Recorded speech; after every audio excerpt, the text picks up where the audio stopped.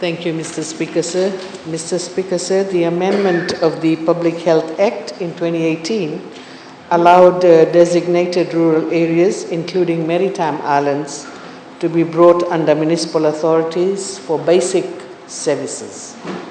Mr. Speaker, sir, as per the amalgamation, the municipal councils are required to administer the areas outside of town boundaries by providing sanitary services and development permits management.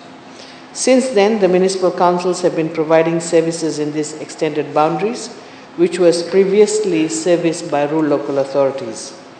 Kadavu was assigned to Suva City Council to manage development permits and solid waste management in demarcated planning scheme areas such as public facilities, business house, government station, and special use area. With the inclusion of Kadavu, a budget of 50,000 is given to Suva City Council to collect solid waste in Bunisea. This includes providing public bins and collection of waste in public areas within the proximity of the Bunisea market.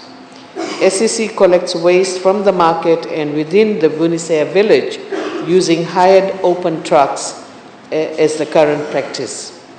Mr. Speaker, sir, it is important to note that SEC has invested in 20 compost bins in 2021 for use at government stations in Kadavu. Apart from the sanitary services that they provide, SEC also manages development permits on the island of Kadavu.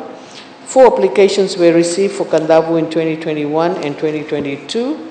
The applications are for 3 school buildings and 1 commercial application for retail shop. Mr. Speaker, sir, in addition, the Council is also responsible for the satellite market in Bunisea, and discussions are underway with UN Women and Suva City Council to upgrade the Bunisea market this financial year at a cost of $70,000. Thank you, Mr. Speaker, sir.